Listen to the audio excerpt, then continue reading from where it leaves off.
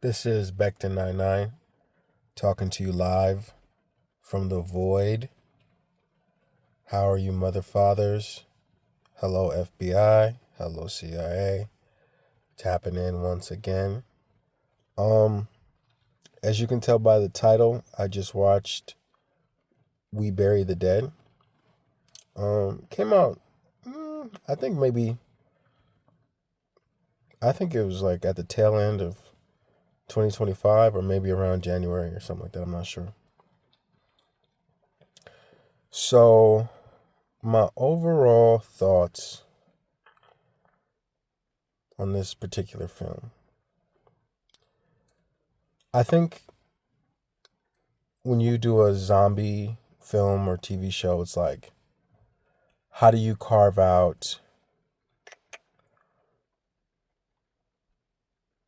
like original space within the genre that's been, you know, so many different, directors and projects have tried to, mine the same, territory.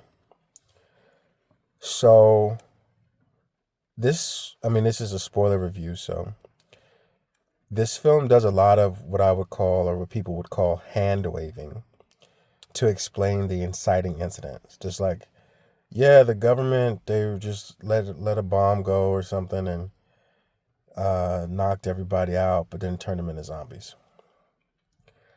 And I guess that's no different than saying, I don't like how this one seemed kind of rushed explanation, but I guess the explanation that we're used to is a virus got out, people are infected.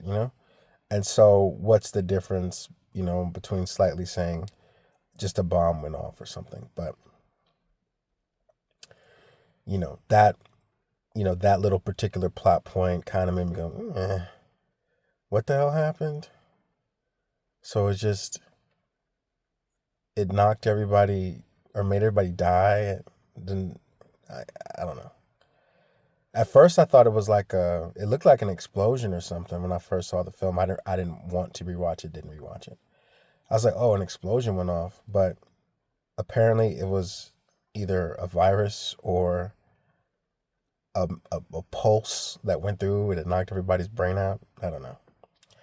So I just said, okay, whatever. Just, whatever.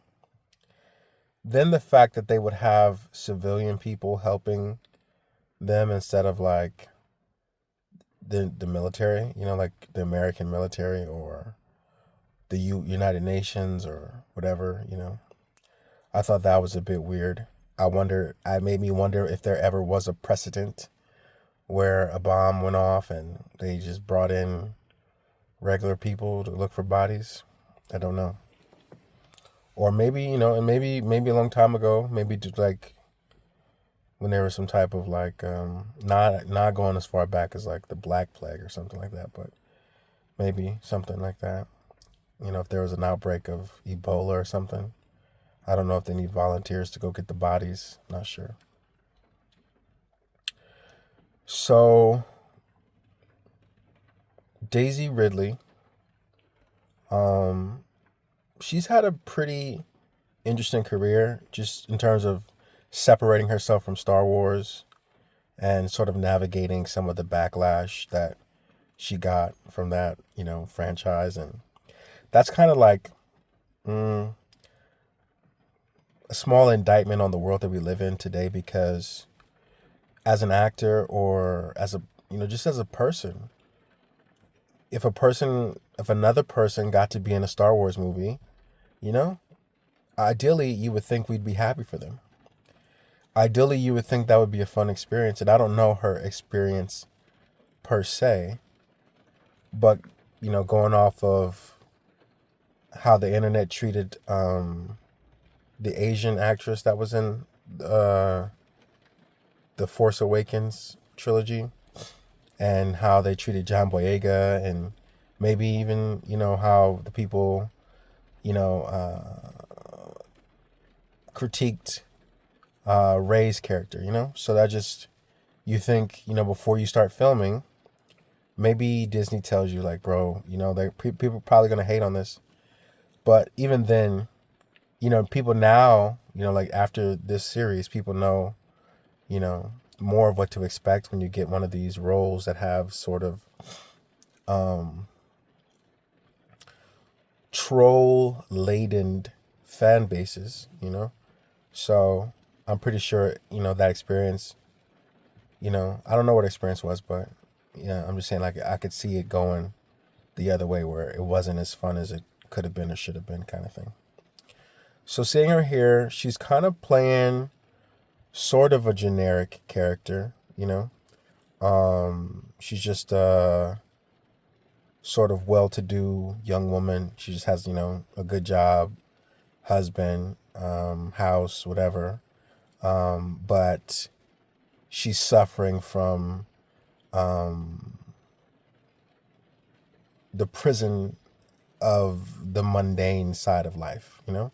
Like her biggest problem apparently is she can't get pregnant.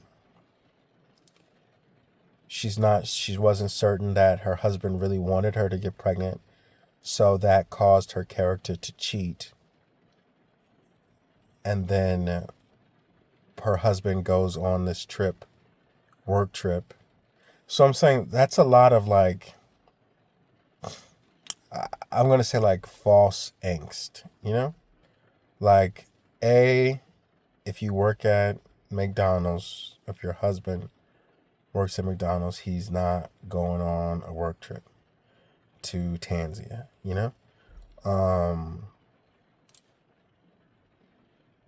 This idea that she couldn't get pregnant, and that does happen to a lot of people, but for some people, pregnancy is not even a hurdle. Getting the hurdle in life would be landing the great job or whatever. So her character, like I said, it was kind of generic. It was kind of like, that's your problems, girl. You know? So, and even when you go through the whole movie, she has a chance to talk to the I don't know what his name is in the movie, but he was the actor who played in the Teen Titans TV show. I think his first name is Brendan. Last name is hard to pronounce for me. She says they have a talk towards the final act of the movie, and she's like, yeah, I just came down here because like I thought if I found like just any version of him, just it doesn't matter. I could fix things. And when she says like fix things, she means like in their relationship. And that made me like pause the movie, because I would have never ever let that enter into the final script. You came, you like, who's paying your mortgage? Who's paying that shit? While you're on this trip down here, maybe she has 6 months worth of savings, and let's say like, that's kind of crazy, and good for her.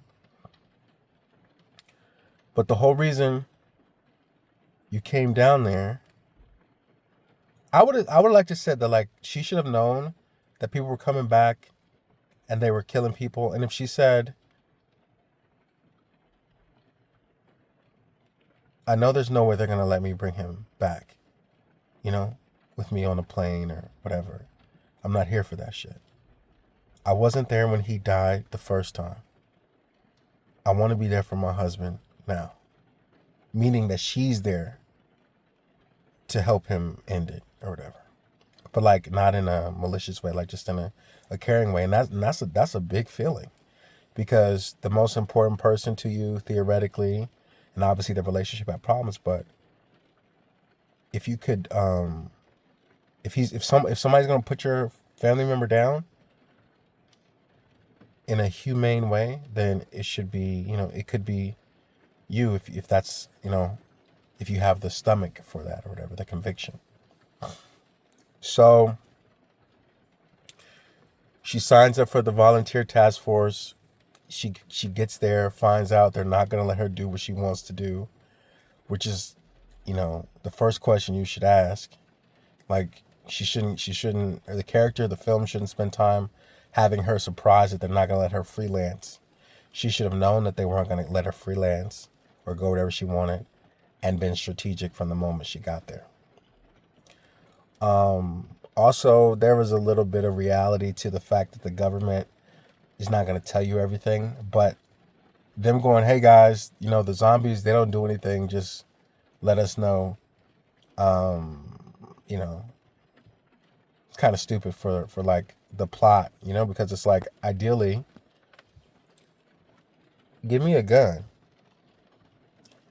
in case I see one of the fast moving ones, whatever. But maybe they were thinking, or the way their plot is written, wherever they were taking the civilian volunteers, the zombies weren't fast moving. But that's not going to be 100% proven, because the people that are zombies where they are have been zombies as long as the other people, because everybody died the same day, So I was like, is that a plot hole? I would say yes and no. I'm not going to lose any sleep about that. But just the idea of, hell no, I'm not walking around. And the girl, Daisy Ridley, her character, just to make the audience members have anxiety or feel tension, she kept getting hella close to all the zombies. And like, get your ass away from the goddamn zombie. If I see a zombie, I'm not even, this is a dead person resurrected. I'm not even there. That's level 1. But then on the other side, as soon as I see him, I'm out the goddamn building.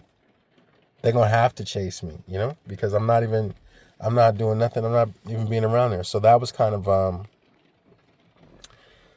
something I thought about. Then midway through the film, I'm jumping around here. Midway through the film, they introduced this guy, this soldier guy. Don't know his name, don't know his character's name. But I did see him in another movie called Beast of War. And he played a soldier, and I think he was fighting a shark or something somehow. I only made it through half of that movie, but not that it wasn't good. I kind of got distracted. But I thought he did a good job in this movie. Maybe even better than he did in the other movie. And even though he played a soldier in the Beast of War movie, his soldier portrayal here was a little more nuanced. Now, his entire plot point was fucking stupid. It kind of reminded me of Mekhi Phifer in Dawn of the Dead, the remake, I guess. So I was just rolling my eyes at all that shit. I would have liked it if he brought her to the house and just wasn't fucking creepy and just said, all right, you want to leave? Go upstairs. Look at my wife and my kid. I had to kill her and she was pregnant. Are you prepared to do that when you see your husband? If you are, let's go. Fine.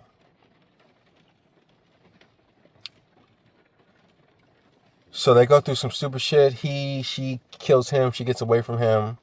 There's another what the fuck thing that happened. She sees this family van. I didn't care, so I didn't rewind it. Maybe they crashed their car. But even if they crashed the car and then the family died, and then the husband died after them, like he wasn't dead in the crash, like they crashed the car just before the bomb went off or some shit, and he was the only one still alive, so his family died, he wants to bury them. That's one way to interpret what I think I have saw. The other way was, did he kill his family? And then he came back from the dead? And then his dumbass wanted to bury them still? Didn't know. None of that shit landed. However way that scene plays out, cut that shit out of the movie. Cut the crazy military dude out of the movie. She goes to the hotel. Supposed to be a big ass resort. We see like 3 rooms in this goddamn hotel. This hotel scene raised my total for this movie. It raised it up by 2. Based on this one thing that I'm going to explain. Somehow, she knows what her husband's room is. at this hotel. If they were beefing before, he not gonna tell her the hotel and be like, why you wanna know what hotel room I'm in? You can't DoorDash me food. Obviously, DoorDash is a low example, but I'm in a whole nother country. You can't pop up. There's nothing you need to know where my room is. But maybe she saw his emails or something, his itinerary. But I thought she should have had to go to the front desk and look at the ledger, or the computer and figure out where he was. But somehow she just knew.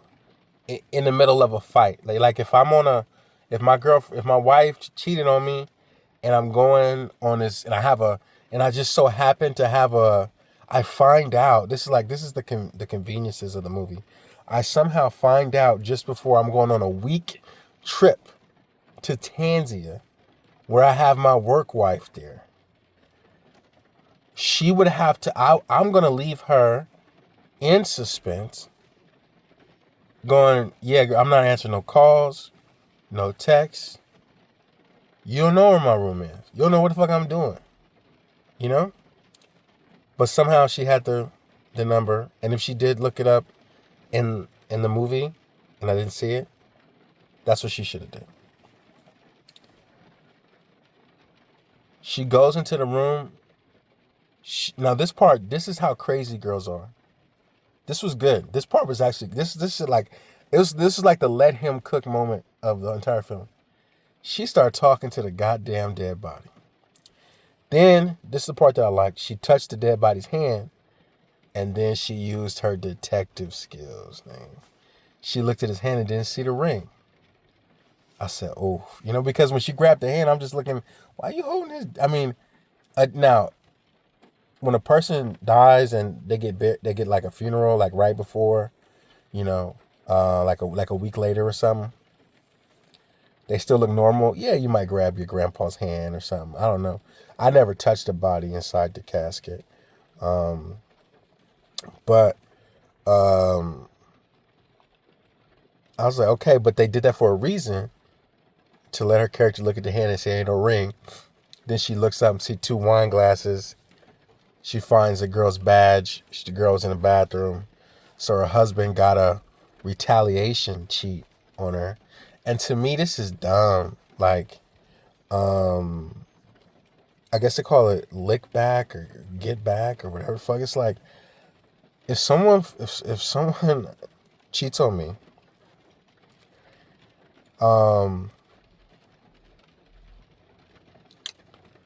I don't have to go immediately and just have sex with some random person that I don't care about them, whether or not the person is random or not. My whole thing, this is my PSA right here. My whole thing would just be like, I gotta go to the doctor, make sure I don't have anything from the other person's infidelity, and then I'm going forward doing my life. But I'm like, I'm not gonna immediately throw my body into the fire to get like something, a lifelong, thing, STD, I guess you could say. So I'm just saying, for me, it's like, your partner was reckless, then you just turn around and be reckless, and maybe nothing happens. But what if something did happen, and then the rest of your life you're just like, I don't know. So I just think it's like, because you don't know what that other person that you just brought into your sexual situation is really doing with their body, because you're not there. You don't know what the fuck's going on. So I don't know. But that part, when she was talking to him, and then she was like, wake up, I said, yeah, that's how deep the women get. And I'm obviously saying women, but I mean like people in general. But I'm just saying that's how deep they get when they trying to interrogate you. You could be dead and she still won't answer. So I said, tour de force, man. I said they was on to something, because that's exactly what a girl would do. Death ain't gonna get you away from the interrogation, So I thought that was interesting. How in the hell is this resort supposed to be hella big, and her co-star, the dude from Teen Titans, he magically finds out which side of the building she's on? I said, what is that about? I liked their little party scenes together where they were chilling and swimming. I thought that was cute, and also just like for all the other things that they had to film where they were sad and shit like that, it was nice to see them, at least pretending to have fun. And maybe, I like to always think when they do a party on a set, it doesn't always happen, but it could happen.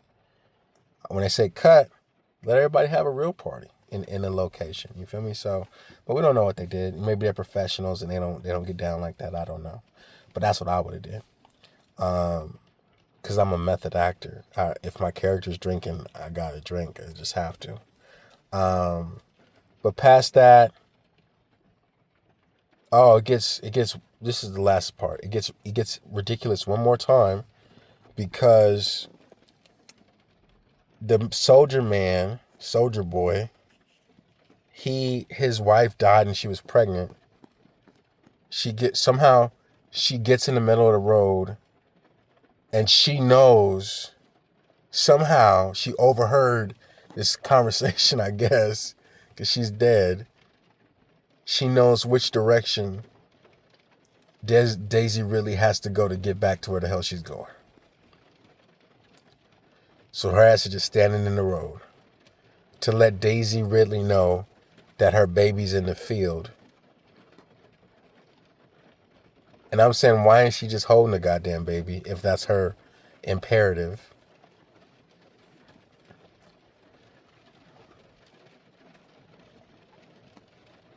Daisy Ridley goes and gets the baby. The baby looks normal. The movie ends, and I go, did I have to go on this journey to find out that Daisy Ridley's character wanted closure because she cheated and she didn't know that he had cheated?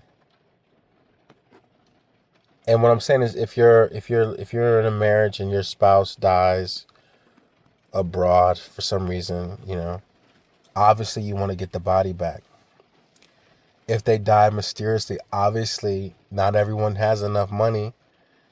Sure, you would love to just say, I'm not leaving whatever, country it is until I find answers. I'm going to pay people and get lawyers, but not everybody can exhaust money like that. So I don't know. That'd be a nightmare situation. You just have to go, and you can maybe stay for 2 weeks and get the numbers of the detectives and try to email them and shit like that. But it's like, it's not like a movie where you can just drop everything and, try to figure it out. So that's like a situation nobody wants to be in.